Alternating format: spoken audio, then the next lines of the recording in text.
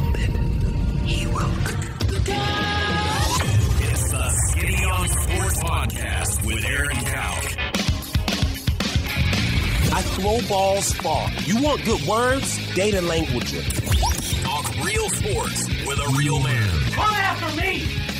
I'm a man! I'm 40! And now, here's the be-all, end-all, know-it-all of high school, college, and pro sports. Aaron Skinny Cowk with the Skinny on Sports. We're talking about practice, man. I'm the MVP. And a good Friday morning out there, Western Oklahoma. Welcome to the Skinny on Sports on this Garrison Financial Friday. 98.1 FM, the Sports Animal. Scott is in the house. We'll pick his brain on a bunch of different topics here off the top of the show. Of course, we'll hit the U.S. Open as well. What an incredible day at L.A. Country Club for the Bob Hope, the U.S. Open yesterday. Yikes. Wonder how the membership's feeling at L.A. Country Club this morning after what happened. Their golf course just getting ripped apart. We'll talk about that. Is it just circumstance or is it that easy?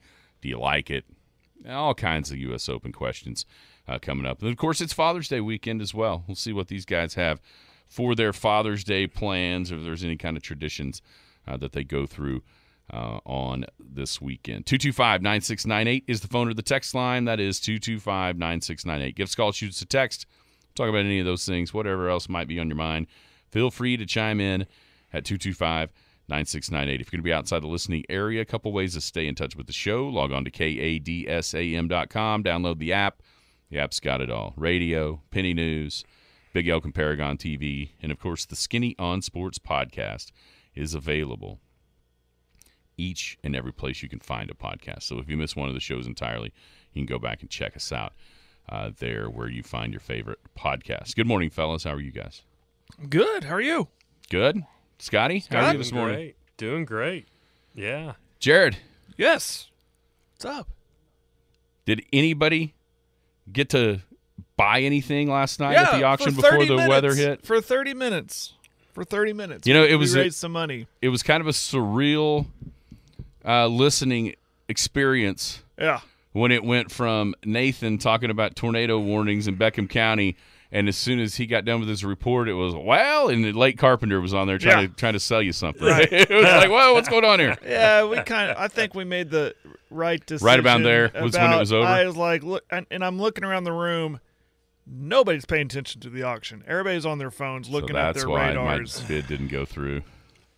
You got ripped off. Really? No. You got ripped off. I thought we were pretty astute with that. But then we said, okay, so to bring everybody up to speed, we got 30 minutes in. Of course, all that storm activity came through. And at one point, you're looking at a radar, and there's like 3 active tornado warnings all barreling down for Elk City.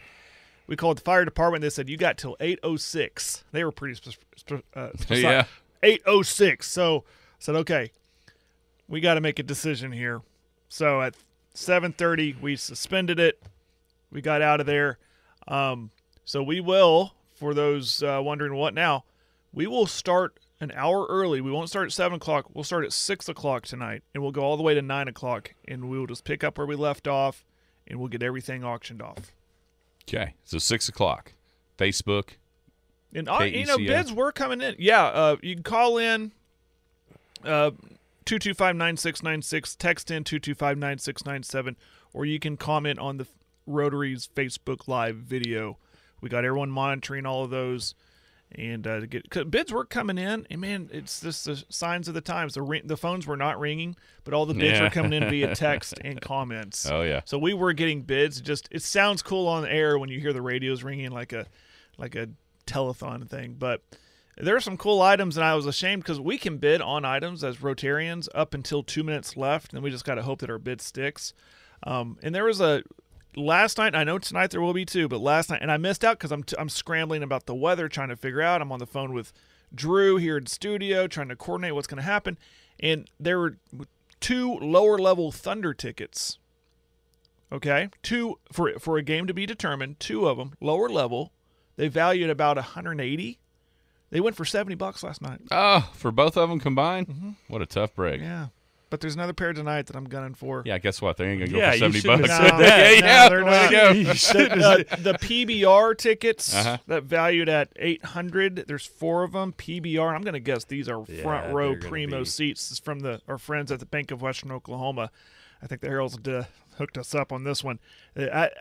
Now that's still it's still on for bid because we call those big ticket items, so they're up all night. Oh yeah.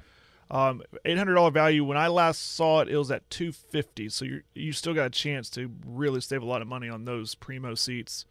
There's a lot of really cool sports Or you stuff can in bid there. over $800, and it's gonna go to charity. There and you you're gonna go. Write it off on all your taxes. donated stuff. All of this 100% goes to the Rotary Club and, gotta and sell their this project. thing I was a going to little say, bit hang on a better. minute. Come on, man. That's what I'm doing. That's what I'm doing. My Hey. phone is getting text messages. Jared's just been kicked out of Rotary. Oh, well, okay. Good luck getting on the air, though. I don't know why. It's something about trying to sell our stuff cheap. Okay. I mean, Drive come up on. interest. So 6 o'clock to 9 o'clock. 6 o'clock That's how that tonight. ended up. I know tonight we'll see a lot of golf stuff. We got Yeah, rounds of golf, should have been including watching. a I was all cart. excited to go home. Melissa had dinner planned. She cooked an awesome dinner, and I was going to watch golf. Yeah. I mean, you don't get to go home and watch the U.S. Open at 6 o'clock in the evening very often. And Yeah. then I get to watch. Did Mike you see Morgan? Did you see my well? The prediction of I said- DVDs falling out of the sky. Last yeah. night I put up a post. I said, I'm not sure that when God told us that He knew every hair on our head, if He knew just how unimpressive that would be when it went to David Payne. It was funny because there comes a time when you just shave it off. poor man. David. You just shave it off. Not enough there to coming over, is there? I'm getting pretty close. Poor David. This subject is hitting a little too close for home for me. Attacking Tornado Payne over here Well, because of his hair. I did Can't see even defend I himself. saw a couple people were like, "Oh, he doesn't even have a pinstripe suit on tonight. He's not overly worried about He's what's not going too. on." Yeah. At least in the metro. Well, Damon Lane, there's the new description of a hail size DVD. Man, people ran with that. DVD-sized hail. Yeah, do you see from down there in Sanger, Texas, 5.5 inches? That's exactly what it looked like a DVD. I got some pictures Holy Moses. from the Altus area. I guess I didn't fail Yeah, to realize. Blair had a big giant. I saw one from Blair. A big I old. saw someone. I'll show you. Palming it. It looked like a softball. Mm-hmm. It was big. Yeah, what happened to softball size hail? I don't get it. That's always been a thing. It's always Softball, it's always grapefruit. yeah. Where you got golf Yeah. ball, you got Went to baseball. DVD. Just coming up with new stuff. Well, I don't know. Blu-ray. Why not Blu-ray? Yeah. Who There's knows kids, what a DVD kids is? don't even know what a DVD is. Yeah. I went and bought one. It's like saying I a went- CD. I bought a Blu-ray. I bought the Super Mario movie. Brought it home to the kids. They're like, "What is that? Can we just stream it, Dad?" They had no clue what it was. Like, look, you physically hold the movie. Do you? They didn't care. So Father's Day, are you going to? Are you signed up for the marathon out there tomorrow morning? I'm not. I'm My not son either. is. My son. He's still recovering. He wants to go quick, and last year did him in.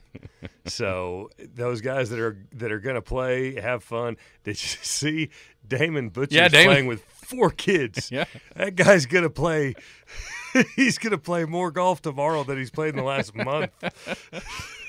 I do think they've modified the rules for folks like poor Damon, where he doesn't literally have to hit a shot for every kid. Oh my god! So if he hits like one good drive, yeah, if he hits the drive, then they all get to play from there. And then I think if he hits a good second shot, it counts for everybody too. So at least he's not scrambling. Think about that.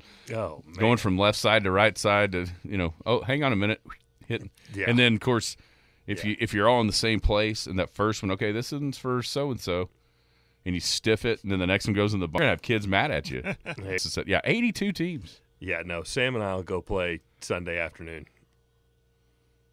8-track size hail is what we just got. 8-track.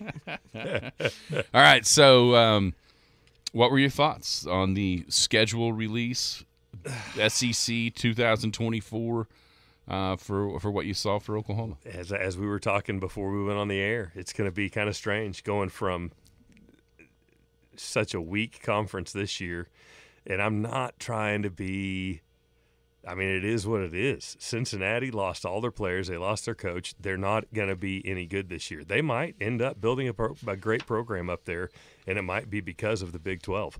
But our schedule this year, you look at OU's schedule this year, and if it weren't for the name the Big 12 Conference, you would think that we were playing in the American Athletic Conference or something like that. And then we're going to go into – wow.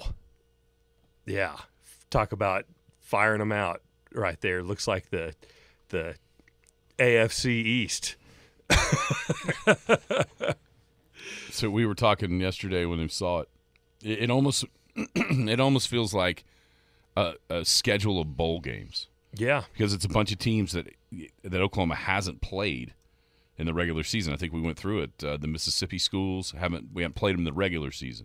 LSU hadn't played them in the regular season. South Carolina hasn't been a regular season. So it's incredible. I've never been a matchup. Yeah, all these games that you're going to see, and it comes off the heels of, like you said. Yeah, it's great for the Big 12 moving forward. They're able to add some teams. I think there's probably some other coming. But man, no offense, but when you look at 4 games this year inside the conference in Norman, Iowa State, UCF, West Virginia, and TCU. And then you fast forward a year and you're talking about Alabama, Tennessee, and South Carolina. One of those things ain't like the other. Yeah. Yeah. Well, hey, do you want to go to beautiful downtown Cincinnati, Ohio, or do you want to go to Ole Miss? It's not even close. Especially if that's like in November. Oxford, Mississippi versus Cincinnati, Ohio.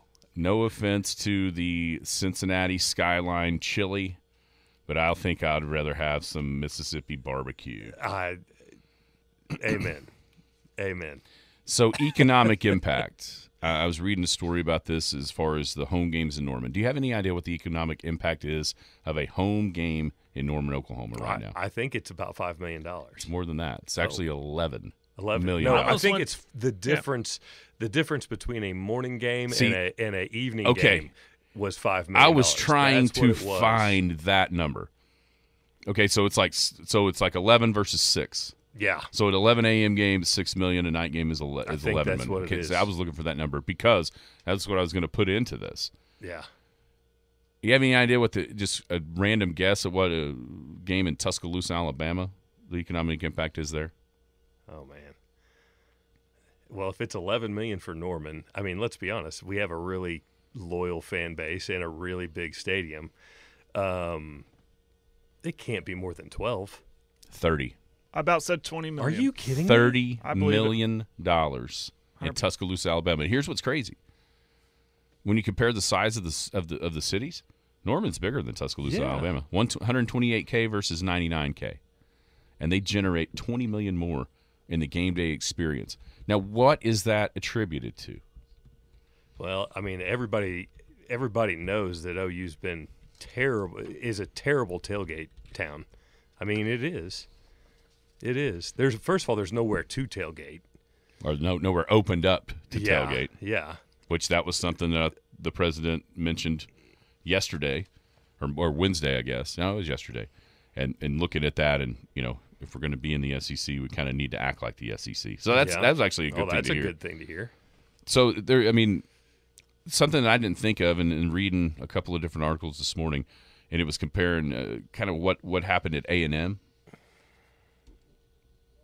An additional 10 to 15,000 students were generated at Texas A&M after leaving the Big 12 and going to the SEC. Isn't that interesting? Wow, at A&M. At A&M. Yeah, they added between 10 and 15,000 students in 2012 when they left and went to the SEC. I didn't know that they had enough cups for their cult down there to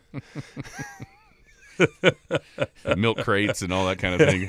I did hear you guys just ripping them the other day. So, but to your point though, when you think about that extra amount of students, the tailgating, I mean, you can see where that all starts to build. Yeah. I can't remember. I saw Alabama between 2000 and 2010. So before they started winning championships again in 2010, they outgrew every other college in the country by, I mean, it was double-digit percentages. I don't want to throw out a number because I like to know my numbers. Weird. But they outgrew – it was astronomical how much the campus outgrew everybody else. And, let's be honest, when kids are going to college and forking over dollars for classes that they don't even need just because it makes the campus more money, makes a big difference. Yeah, I mean, that's a ton of students. I wonder with that A&M number, how much that evens out now that Texas and Oklahoma, because you have to think there was DFW kids that maybe just went to College Station because of the SEC experience of going, Yeah. Hey, let's go here, let's go there. That now some of those will start filtering either to Norman or Austin. But I bet Austin's a little irritated. I'm sure they're happy with their schedule, but I bet they're a little irritable that they didn't get Arkansas or A&M at home this year. Yeah, that was. I'm so glad that the A&M game is in College Station. Yeah, I am too. Because I think the atmosphere around that game will be better there than it would have been in Austin. Yeah, it will be. It will be. Oh, and Texas going to Arkansas? Oh, yeah. That's going to be big. That's going to be big time. So we've talked all week, knowing that was coming. For you, what are the places that you specifically want to visit? Well, your man opened his mouth, so I'm taking Jared to LSU. He's going with me. Oh. He's standing next to me. Let's go. He is standing next to me. You're going to have to work out a little bit before we go. We're going to have to put some pounds on. I got you. I am going to have to start writing the eulogy as we speak. He was a good girl dad, softball coach, newsman. Yeah. Taken down by whiskey and corn dogs. and Cajuns. No, I am. I'm going to LSU. I'm wearing crimson and cream. I might get one of those god-awful, horrible suits that you see some of the like back in the 80s, that was like a thing that a lot of the big alums would wear the suits head to toe crimson. I might get one. Like the Joe C. I can just see that red blazer. Wear it to LSU. Okay, so LSU. Yeah. So gonna go. I'm gonna go. I am. No, I really want to go to Oxford. That's gonna be pretty awesome. And then of course. Well, I've always wanted to go to Tennessee. I mean, when we played Tennessee, what was that? 5 years ago? 6 years ago? 15. Mm-hmm. Yeah. I mean, we actually had plans, and then Cliff and Jesse were expecting their first child. So thanks, Jesse Price, for screwing that up. Because we had plans. We were going to take the Shelbys and drive to Tennessee. Yeah, driving through the mountains. Yeah, would have been great. That one's way up there for me. And then, let's have a kid. I mean, should we just blame Jesse here? I think Cliff deserves a little bit of it. So yeah, you got to be thinking. You got to be thinking out ahead here. Who are you looking forward to seeing in Norman? Who am I looking forward to seeing in Norman the most? You might have just given the answer, but go ahead. I don't know. Yeah, like LSU's at going to least be for this LSU's going to be fun, but think about this just for the first round here, 2024. Yeah, of the three that are coming. I was at the greatest ending to any college football game in the history of college football, which was Ronaldo Works yes, beating Alabama almost by himself, and those Alabama fans were distraught. And I think I look forward to Alabama coming in, and might have to mention to them that I was there.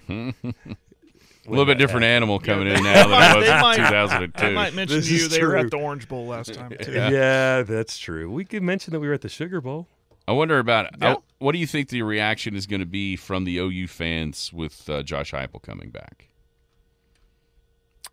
I think that without a doubt they'll welcome him in. I think it'll be a friendly welcome. Yeah. How do you feel about the reaction from Josh Heupel coming back to Norman? I think that if he wins that game, he's going to be a very happy man. I think it would make his season. Yeah.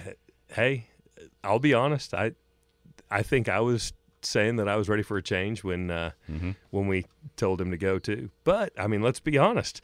the offense was looking pretty anemic his last year in Norman. Yeah, you wonder how the course of everything changes if he has one more chance, and that chance ends up being with Baker Mayfield. That's true. Instead of Cody Thomas and the rest of them. That's that true. happened in 2014. Yeah, that are falling out of trucks. And yeah, there's a bunch of that stuff going on. Man, what you got going on for the weekend down there? What else you got? What? Whoa, men's national team. Yeah, U.S. men's national team. Man, I tried to get What do you past mean it. you forget? I tried to get past 3-0 it. win over Mexico? I tried to get past it. Golly, this is big time. That's big time stuff. Let me ask you this, Mr. Soccer Guy. How do you create a committee to figure out a new coach and then just hire the same one that you created the committee to figure out a new coach for? I'll have to do some digging, but it sounds like maybe he's not guilty.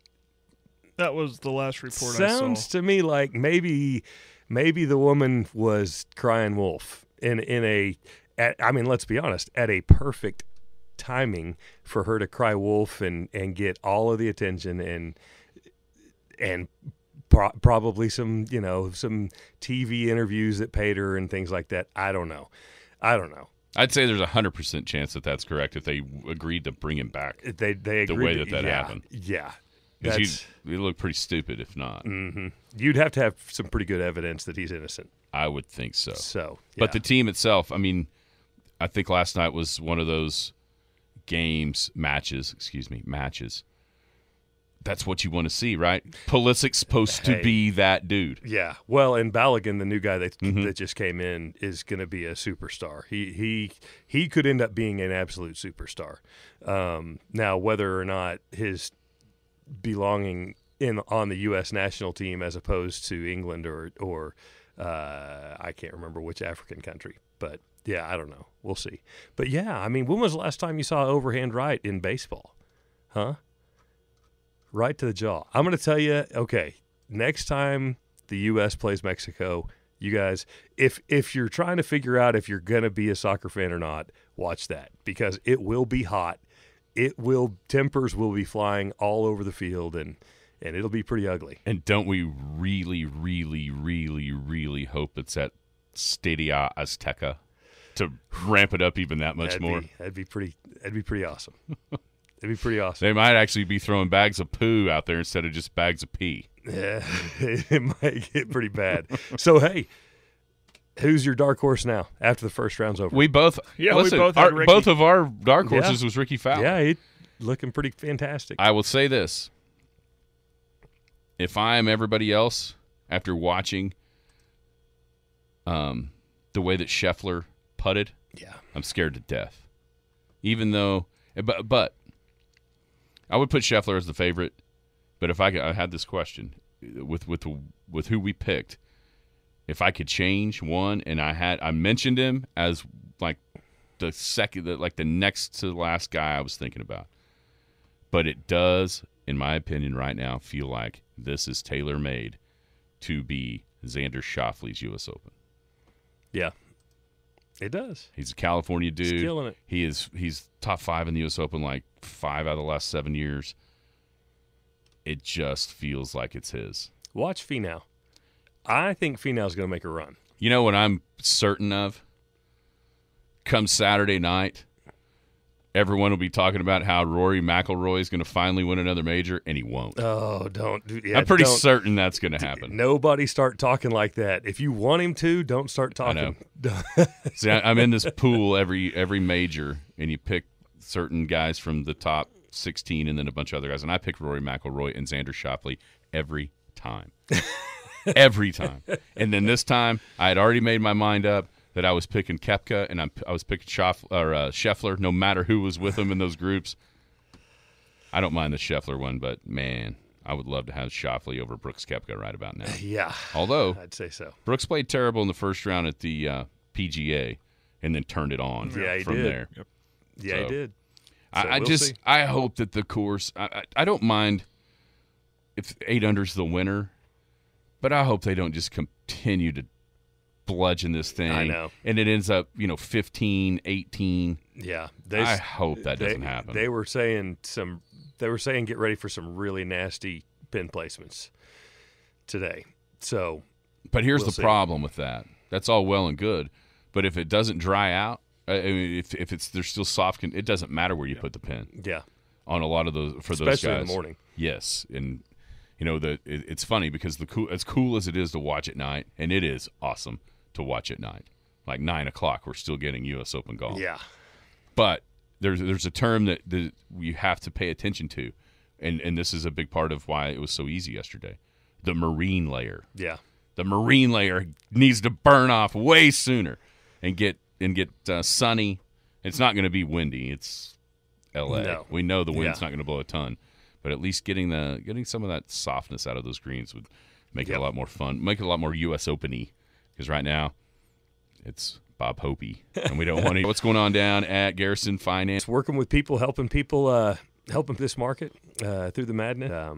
For some people, sometimes that means just not being in the market and finding some alternatives that can produce for us without having some of the. This is an impossible answer, but with what happened this week, president and also the leading party that's against the president now, I mean that more flux. He kind of keeps trying to get me going on this. Keeps trying to get me to weigh in. As far as the volatility, honestly, the market has ignored it this week. Okay. I think that the market is kind of like common sense people, and it goes, okay, well, how long are you guys just going to try to keep going after this guy? Okay. Yeah, it has. It's kind of already self-corrected at this point. Something crazy is going to happen. It's like, oh, wow, they indicted Trump again. Who would thought? So, yeah. So nothing to be totally worried about there at the moment. Yeah. All right, Scott at SoonerWealth.com, 124 North Main Street. Have a wonderful Father's Day. You do the same. Do the same. That is Scott Garrison. Financial. Full financial planning down there. Scott at SoonerWealth.com. Shoot him an email. Go visit him, 124 North Main right here in Elk City. We'll continue the U.S. Open talk when we come back. Skinny on Sports, 98.1 FM, the sports animal.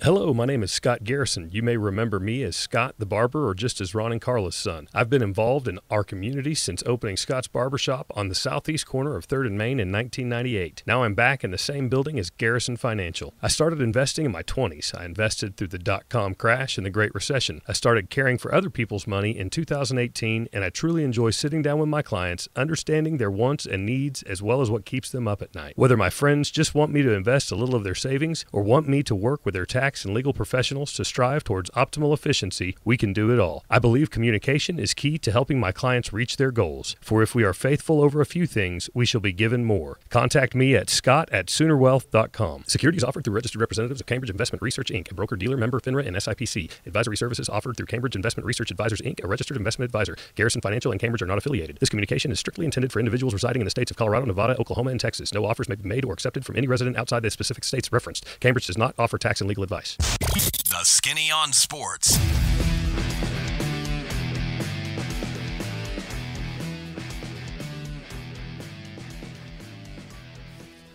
Welcome back, Skinny on Sports, FM, the sports animal. It is a Garrison Financial Friday. We always enjoy visiting with Scott on that first segment. Man, he can do it all. Full financial planning for you. He shops the open market, bring you the best value on life insurance and your investments.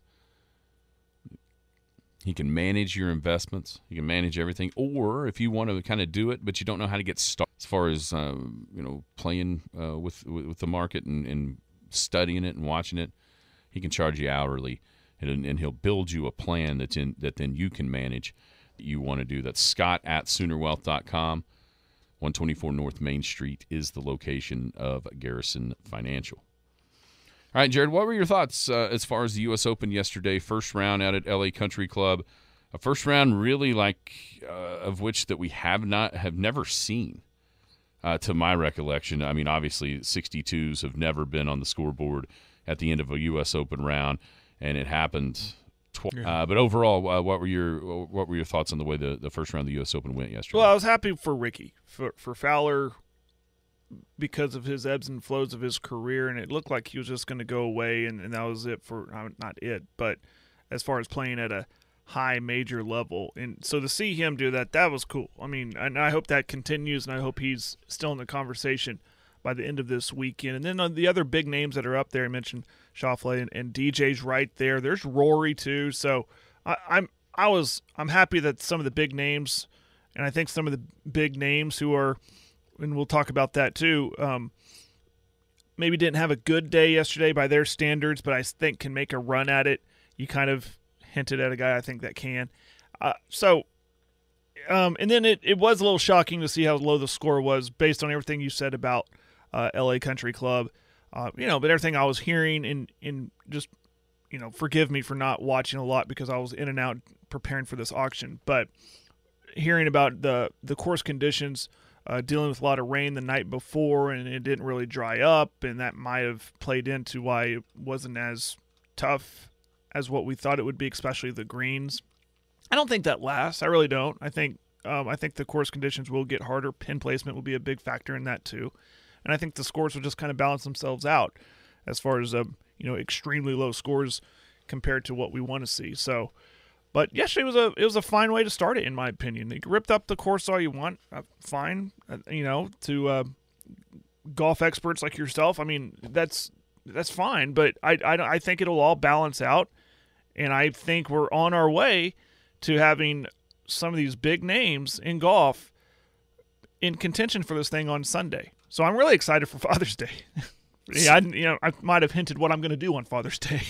Is watch a lot of this. That's the part that it's hard to criticize the golf course because, man, you look at the leaderboard, and in the top 13, which 3 unders tied 7th, and there's 7 of those guys, so it goes clear down to the top 13. You're talking about Scheffler, DeChambeau, Rory, DJ, Schauffele, Fowler. Man, that is one heck of a leaderboard. One heck of a leaderboard. And you got some guys, those up-and-coming guys that... Yeah, Sam Bennett. How Kim, about him, man? Max Homa, those guys like that. Yeah, Homa's down at 2 under. That the leaderboard that has brought on is an incredible one. Mm-hmm. Wyndham Clark is a guy that's played fantastic all year, and he did again yesterday, 6 under, tied 3rd. Harris English is one that's been coming after he had some injuries and stuff. He's been kind of turning around. You mentioned Siwoo Kim. Finau is down at 2 under. Homa's down at 2 under. And then at 1 unders, there's a bunch of dudes. You mentioned Neiman. I've always Joaquin Neiman. Yeah, but I mean, look at 1 unders. Phil, Cam Smith, Sam Burns, Victor, John Rahm. There's in the top 25 of this thing. You have a whole bunch of guys that you're going to want to see play. And so it's going to be interesting what they do today. Scott on the text line, exactly right. Overcorrect and ruin it. It just may be one of those where the weather is the weather. What I'm hoping for after today is when we see what it looks like on Saturday, and when you can sit down and watch golf all weekend, and a guy like there's going to be a superstar at every shot. Or not superstar, but a big name like at every shot. Yeah, it's not well, who's this guy? How did he? It's it right now. Just looking at the cut line, I know it's way early. They haven't even teed off today, have they? Yeah, maybe 3 of them have, 3 or 4. So it's way early, but I want to see what that looks like after the cut. Those big name guys there, and that makes for great entertainment for me, just as a novice fan, just to watch and go, I know that guy. Oh, look at that shot from DJ there. Ooh, here comes Fowler. How's he look? After you can sit down and watch 8 hours of that and not have to turn your TV. Yeah, the last 10 groups or so, what it looks like it could be tomorrow. I think you're going to get at least one guy that in a pairing. I mean, sure, you could get Paul Barjon and Alejandro Del Rey. But you could get... Hopefully not at the top. Right, but you could You can also get Ricky and Xander. Yeah. You can also get DJ and Rory. Exactly. Scotty and Bryson. There's a lot of big names. And so that's where, as much as I want to just hammer the golf course for giving up the rounds that it gave up, it also brought the cream to the top, right? I mean, it's got a heck of a leaderboard building here after round 1. And another thing, I mean, so when Ricky Fowler teed off, he was the 47,366 to play in the U.S., and he became the first to ever shoot 62. I mean, so are we – that's kind of an anomaly, I would think, to get that deep. That's courtesy of Justin Ray at the Golf Channel, he comes up with the most amazing stats you could ever think of. But then it happened again 20 minutes later. That's what's nuts about it. I think right, you were going crazy about Ricky when I was going back and forth, and then I look and I was like, wait a minute. Schauffele's in the same spot. Yeah. I mean, and I think that maybe that's why people just kind of were so alarmed that, it's one thing for one guy to just do something that we've never seen before, like Ricky did. It's a totally another for it to happen again in the two groups later. Yeah. So I think I honestly don't have any idea what the winning score is going to be. I hope it's not like 15 under because that takes away. But when you look at what Ricky did, obviously Schauffele did it too. But Ricky made 10 birdies. No one's ever done that in the U.S. Open in one round, ever. It's the most ever. And I heard Andy North talking with Scott Van Pelt last night on the Sports Center. Andy North won this tournament twice back in the 70s. Yeah. He said in one of those weeks, one of his wins, he made 9 birdies for the tournament. And Ricky made 10 in a round. So it's one of those things that just kind of happen, right? And hopefully the conditions get firmer, get faster, and we see more of a U.S. Open. See this thing to having the teeth that people thought it might have. I think it was always going to be a chance at this just because the fairways are so much wider. Now, some of the guys will tell you that they're not. DeChambeau is adamant that the fairways aren't that wide because of the slopes and the speeds of the fairways that'll get you into the rough. But it's hard to sell that point after what we saw yesterday. And, the one time that Ricky did get in trouble, he's down there by that, having to hit it around a tree and over a bridge, and he birdied that hole, which even makes it more like, golly, are you kidding me? Sometimes it's just on. Sometimes it's just your day. We've all had those rounds like, man, I can't miss. I'm doing good. So yeah, I hope Ricky, I hope he continues this. Listen, I really do. It makes for a great story. Obviously for the local reasons because he's an OSU guy and even us OU fans are pulling for him. But I think it just makes for a great story where he was playing at a high level, kind of stepped back, made some changes from what I read in his swing and his approach, and it's paying off, obviously. And I think he's trying to get back to, in that conversation of being a top 25 golfer. And maybe after this weekend, he can vault his way up there. Yeah, a big reason why we both picked him as our dark horse outside the top 25. He was 11 of 13 events this year, was in the top 20. So this was trending. I don't know if anybody saw 62 coming necessarily, but he has been trending in the right direction. And I think something that he mentioned yesterday that's a big part of why maybe this is happening.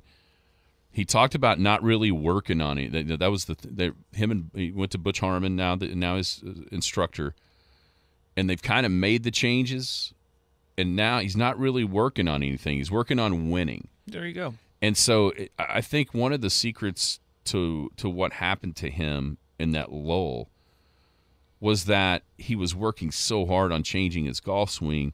He's always been a fantastic putter, and you started to see that putting really go south. Now that he's not so worried about playing golf swing and just playing golf, he can dedicate the time to get the putter rolling. I know he cut this putter down just a little for this tournament, and it looked fantastic yesterday. So, if I could pick the winner, like if you just said, okay, who do you want to win? I would pick Ricky Fowler to win this golf tournament. I think it would just be one heck of a story. It's something that should have already happened with the way that he's performed throughout his career. 2014, he was top 5 in every single major. Not many guys have done that, and nobody has done it and not won a major in their career. I think it's like Spieth, Tiger, and Jack. They've all, you know what I'm saying? That's the only people that are on that list with Ricky Fowler. And so, the local ties to OSU obviously are there, but he looks good. Just avoid, even when he was at the top of his game, he kind of had a tendency to not let bogeys happen, let doubles or triples happen, and then you lose by a shot, and you go, God, if I could have just, minimized the damage on that one poor swing, I win that golf tournament. So we'll see if any of that creeps up. But he's going to have to dodge all the bullets from some of the top players in the game.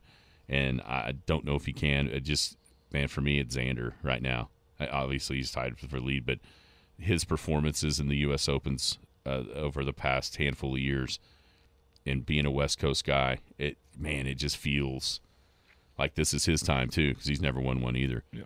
Does it bother you? Let's say if it does end up 15 under wins this, does that bother you? Honestly, no. I know it bothers a lot, but it doesn't really bother me. I just want to see. I don't care. Maybe I should care what the score is. I just want to see competitive golf on a Sunday. Coming down to the last 3 holes, it's down to like 2 guys. I don't care. You know what I mean? I don't care what the score is. I just want to know, okay, this guy's leading by 1. Or, but we're different when it comes to that. I know it comes for the purity of the game. I suspect it would bother you immensely. It's one thing, like you think back to 2000 at Pebble when Tiger ended up 12 under. Well, everybody else was over par. It's, you know what I'm saying? Like, sure, yeah. So if it's, if somebody just runs away with this thing and ends up winning by 6 or 7 shots or whatever it is, and it's the only one in double figures, you just kind of tip your hat and go, dang, that guy played good that week. But if it's a shootout at 15 under, that's when it's going to bother me. And it's going to bother me because I think this course is a really – I think it's a good one. It's so much different than what you see at, say, Oakmont or some of those northeastern courses where it's, giant rough and pitching out. I mean, what I think we haven't seen yet because of the softness of the conditions, we haven't seen when the guys take the risk out of the rough and really get penalized for hitting it over a green or something. Yeah. Yesterday, it was like just like flying it on the green and stopping. Well, I wrote this down, and I failed to mention it. And I did kind of mention it. I think it will balance out. You know what I mean? I don't think we'll see scores like we saw yesterday through the entire tournament. I think it will balance out and shake out just fine. Well, and, in the same group as Ricky Fowler, you had Justin Rose, who's a former champion. Jason Day is a PGA champion. Those guys shot 76 and 73. So there's variance there. Nobody fired in the 80s, which is probably a bad sign for the U.S. Open toughness of a golf course. Somebody should shoot 80. 79 was of course, it's par 70, so that means you got to shoot 10 over. But that's probably not a good sign. If nobody, one of these amateurs or somebody's just nervous as all get out, doesn't fire 80 at least, it's probably not a great sign either for how tough it's playing. How tough it's not playing, I guess. But it is, the one thing about it is you cannot criticize LA Country Club for the leaderboard it's given us so far, and you kind of feel like that's only going to get better. If Paul Barjon and Andrew Putnam and Alejandro Del Rey drop down, that means Tony Finau or Max Homa or Phil or Rahm, Hovland come up. He's right there. I mean, 1 under, but he's going to play. I mean, I think he'll make the cut. And cut +1 right now. Who knows, right? It's just crazy. Who knows? I mean, there's other guys in that realm right there, John Rahm included, that who knows? They could have a good day today. They could have a Ricky-like day today. That'd be crazy. Just shoot 2 or 3 under. If you're Phil Mickelson, you shoot 2 or 3 under, you end up at 4. You're in position. You're in a good spot. Yeah. We're in a real good spot. Another one of those names, right? Mm-hmm. We want him there. I do. All right, so is Brooks your guy? Say even par or lower. Who can get themselves back in this tournament? Yeah, I think Koepka, absolutely. Yeah, that's who I would say. And Rahm. I mentioned Rahm. Yeah, but you got even par or lower. Oh, even par or lower. I'm sorry. Yeah. I'm sorry. Yeah, you can't have Rahm. Yeah. Perfecter. Yeah, Koepka. Sure. How about you? Probably. Spieth 2 over. That's disappointing for me. I thought he was going to play really well. A little bit much for me. Cam Young 2 over. JT 3 over. Fleetwood 3 over. Those guys just didn't have it, man. They played together, and it just didn't ever create any kind of momentum, positive things going, which can be good or bad when you have those groups, man. You know, the one guy that I loved, and then I saw him obviously withdraw from Memorial. Then watching him tee up his ball yesterday, he wasn't even doing it normal. It was Morikawa at 1 over.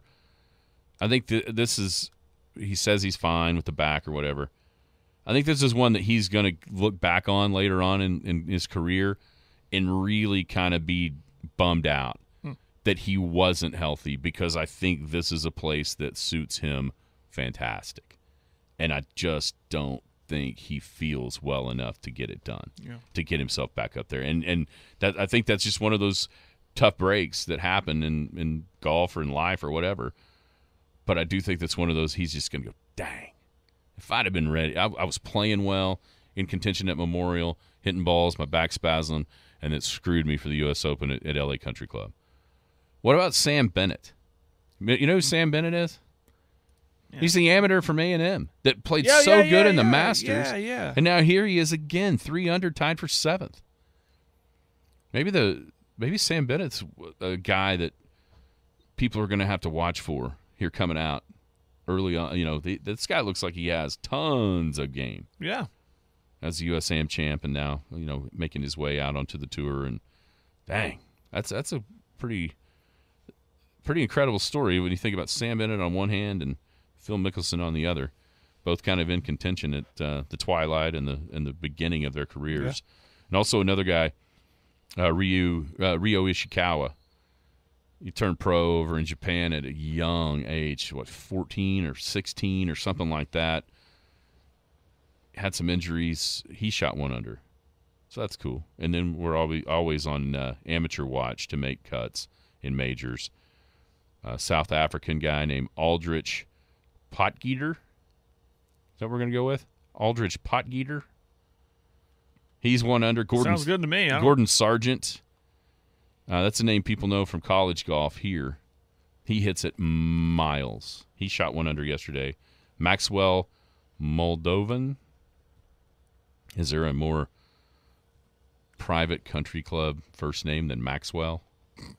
And then Omar Morales. Maybe Maximus or something. Omar Morales plays at UCLA.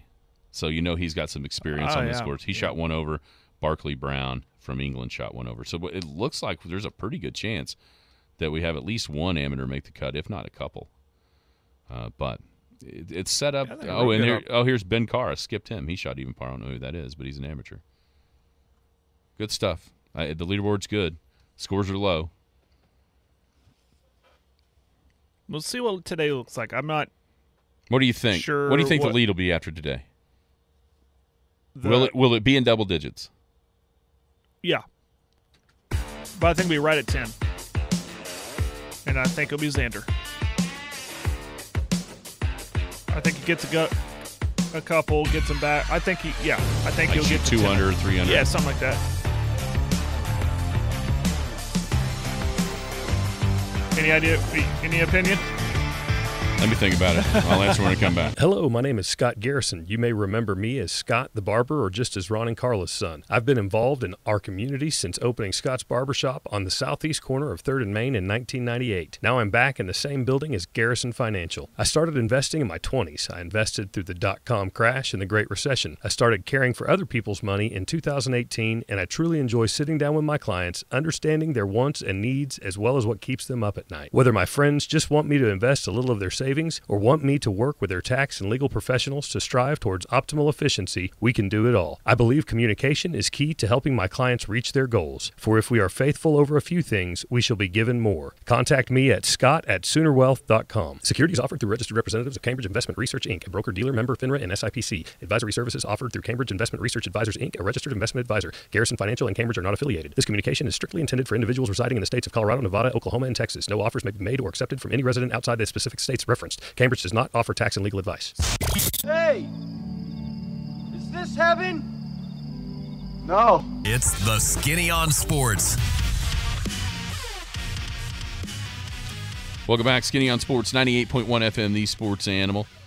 We got a Fowler minus 12 vote on the text line for the lead after today. I think I'm going to go under, and I think it's going to be a tie. I think it's going to be a tie between Xander Schauffele and Dustin Johnson. Very good. DJ made nothing and shot 6 under yesterday. Yeah. He hit it so Nobody's good. really talking about him either, and he's right there. Man, he hit it good. And then, man, I hope it's not, though. I hope it's like 8. Like a good round today is even par for those guys. A couple under is a great round, and then we start kind of where we're at right now. Mm-hmm. I'm just I'm a little leery after the first round that the teeth in this golf course can be found. I know this is an easy pick, but I put down if I gave you a mulligan, who would you take out and who would you put in? It's probably not as easy for me as it is for you. I wrote this down. I just closed my notes. And I know I mentioned Koepka earlier, but this computer's horrible. Did I say if I were to make a switch, it would probably be, Koepka for Schauffele or... Yeah, I would definitely take... right? That's kind of an obvious answer, but I had Koepka as my number 2 pick. If you're giving me an option to make a mulligan here, take a mulligan here, that'd probably be it. How about you? Yeah, I would. I think him too. I'd take out Spieth and put in Xander. Although DJ, the way he played... Breaking news. What is it? Let me get it up here. NBA has suspended Grizzlies star Ja Morant for 25 games. I just saw it pop up too. To start the 2023-24 season. Too much? Too little? Just right? I knew it wasn't going to be the whole year. So, yeah, 25 games. What is that? More or less. Third of the season. Yeah. Even more than that, really. About 40% of the season. That's fine. But okay, so what happens next if he does something stupid again? I don't know, man. You want to kind of start at the source, and you want to kind of like, all right, Memphis Grizzlies, you do something, but they're not, because if they're, oh yeah, we'll cut them. Well, that means someone else will pick them up, and they don't want to do that. You can find them all day. Money's not an option. I don't know. It has to start at the top, front office. I think honestly, if it happens again, you gotta suspend him for a full season. Nothing's getting through to this guy at that point. If he does it again, you can only punish somebody so much before he's like, man, he's just not getting it. Yeah, well, I think we're pretty well to that point. That, yeah. Where it doesn't feel like he gets it. Wonder what the reasons are, but tee sheet here. This is the pin sheet I'm looking at. Oh, the placement? Yeah. I didn't watch a ton of it yesterday either because of the weather and moving stuff, and so it's hard to tell. It's hard for me to tell what this means. Like if this was at Augusta, everybody knows Augusta. You'd know. Oh, look at that pin. Oh, look at that. The one I do look at is 15. Is the short par 3, which yesterday yielded 2 aces. It was right behind a big knob. It looks like it's on the before that knob this time, but it's not clear down there on the front where Ricky was talking about laying up from 80 yards. So it's not quite in that area yet. I think the 6th hole was supposed to be more fun, but with the soft greens, the layup shot, everybody that chose to lay up had a pretty good chance to get it close instead of it bouncing over the green from like 50 yards, not being able to put any spin on it. And yesterday, the guys that actually tried to drive the green were idiots because there was no sense in taking on that risk. Maybe that changes as we move along, and it would be a better idea to try to knock it up there into that bunker. With the pin where it was yesterday, right of that green was no good, which is kind of the bailout. That's a hole that's still going to be interesting to watch as we move along. That pin is on the very front kind of middle of that green today. I don't know. What are your got any cool plans for Father's Day? Not really. That's probably the plan, just to relax. That's what I really want. But my wife wants to. She said have a pool day over at my mother-in-law's and grill some food and just hang out at the pool and watch the Open. No weather permitting. How about you? Moving. I think I knew that answer. Moving. We got all the all the kind of the boxes out of storage. Yeah. So that's good. So what's the process? You just take the boxes, put it in the room it's supposed to be in. It's kind of what we did. And just go, and then you unpack. A lot of it has been unpacked, which I don't know. Maybe you pay more, or at least I did. I paid more attention, for one, putting it where it needed to go, kind of. But man, I don't remember that many boxes having kitchen when we loaded this stuff out of the old house. But I don't know how it loads in Kara's car or SUV to get it back to the new house. And 50% of the boxes are kitchen. So there's been some painting going on. Yeah. There's some putting stuff in the cabinets going on. I think I've asked you this before, but are you getting when you packed, and are you doing it at the same time when you're unpacking, I guess, or moving boxes, going, you know what, we don't need this anymore. I wish we would have done a lot. So set that aside. We'll just go donate it. I wish we would have done that earlier. Yeah. Yeah, there's a few things that maybe you conveniently lose that we're something. not going to take out of storage. Try to move on to a new home. Right. For sure. Yeah, that was my question today, because we're going to kind of start moving the big stuff, trailer or whatever. And so, okay, what needs to come and what doesn't need to come? Well, outside of moving, are you going to cook anything and be able to? You're going to be able to do anything on your day on Sunday? The Yoder is not here. Yeah, that's right. The Yoder is in storage out at Kara's dad's. Well, okay. Well, hey, come on over to Canoe. We'll cook you something. I don't know. You can hang out by the pool with us. Mom's, just right down the street. She's got a grill. So if we really wanted to do something, we could. But yeah, I got to go get that thing. It is. I don't know how dudes function without grills. I'm telling you, it's always on my mind, especially when the weather's been as nice as it's been. Is it one of the? It's like, what can I cook on the grill tonight? I know. What can I make up tonight? Like, I was thinking to myself, should I lay out a brisket? And then once we get that thing good and thawed, get it seasoned up, and then sometime on Sunday morning, fire that on there and cook it low and slow and have it ready for the the last 9 holes on Sunday night. Anyway. Yeah. Not going to happen unless we go get that thing. Now, that's all I've got planned. And hopefully that gets over sooner rather than later. And then, kick back, relax, and enjoy the weekend and enjoy the golf. Well, good. That's what I'd really kind of hope. If you said what would be your perfect weekend, get all this stuff done by about 3:00 tomorrow afternoon. And then when the golf tournament gets over at Elk, or maybe, I don't know. By that time, I may not want to go play golf. I may want to just watch golf. Yeah. Maybe a couple cold poppers while you're watching golf. Sure. Yeah, we got nothing going on. I mean, no softball, nothing. We might practice Sunday. We might get in the barn or something. We need to stay sharp, but really nothing for the first weekend in quite some time. And I need to finish mowing. I haven't had the opportunity because of plans every night, right? And weather. But might wake up Saturday and get that done, and just relax the rest of the weekend. Absolutely. Happy Father's Day to all the fathers out there listening. If you have a good weekend, we'll be back on Monday. Discuss the U.S. Open.